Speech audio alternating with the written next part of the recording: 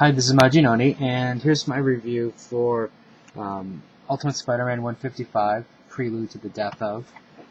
And here is the New Avengers, number 10. Now, this is how I'm going to break this up as this. One of these issues is pretty well written.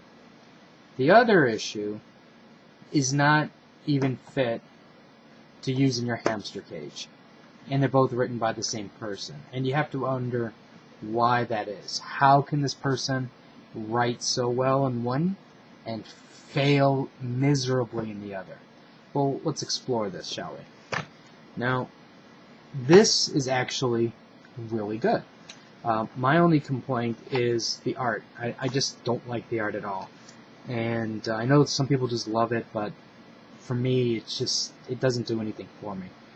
Now, I like it because it's going through, Peter Parker going through his, high school years.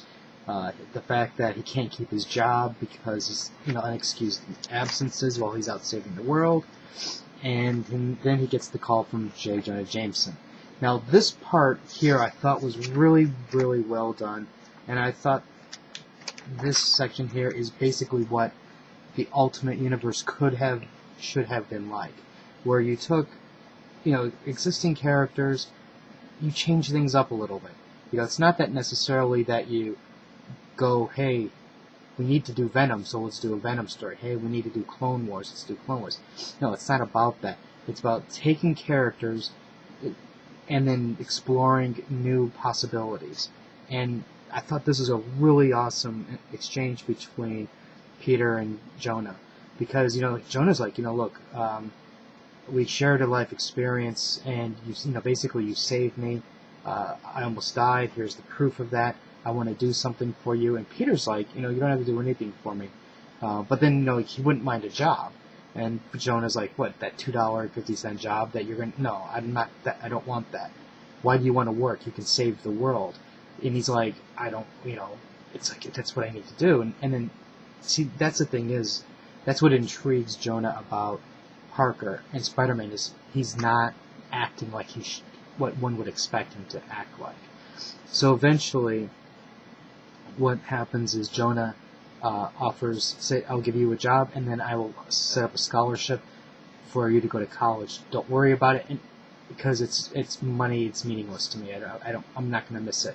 I'm rich. And even the fact that Jonah's like, why do you want to go to college? You have these powers. You can do things. Why do you want to do that? And Parker's like, cuz. And I think, depending upon, unfortunately, they're going to kill him off, which means, he'll die and probably come back later or something like that. But it's really a shame that they're doing that now, when they're just making this story interesting between these two characters. There's so much possibility now that what can happen. The fact that, Jonah's now going to be Spider-Man's PR machine. And I thought this could be really good. Now, we also have the return of Kitty Pryde, and at the very end there's a surprise birthday party, and there's a little romance angle that's starting up again. I'm not going to spoil who hooks up with who, but needless to say, I thought this was actually a really good issue. And this cover does not happen at all. So don't get your hopes set for that. If it does, it's going to happen later, but it's not happening here. Okay, that's this.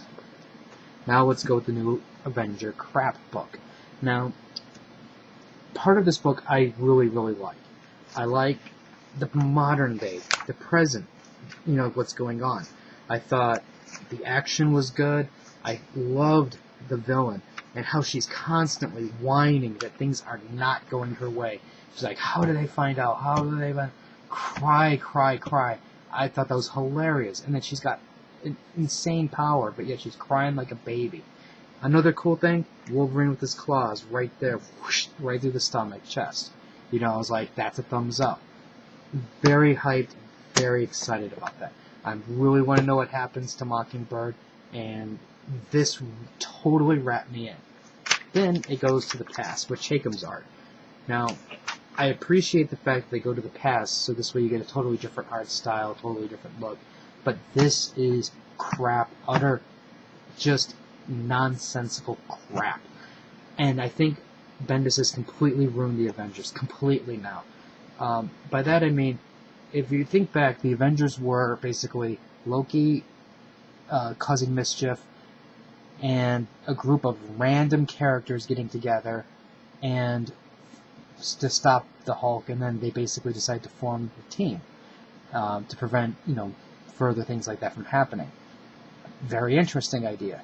What this does now is this basically is implying, Nick, the Avengers were way, way back in time, like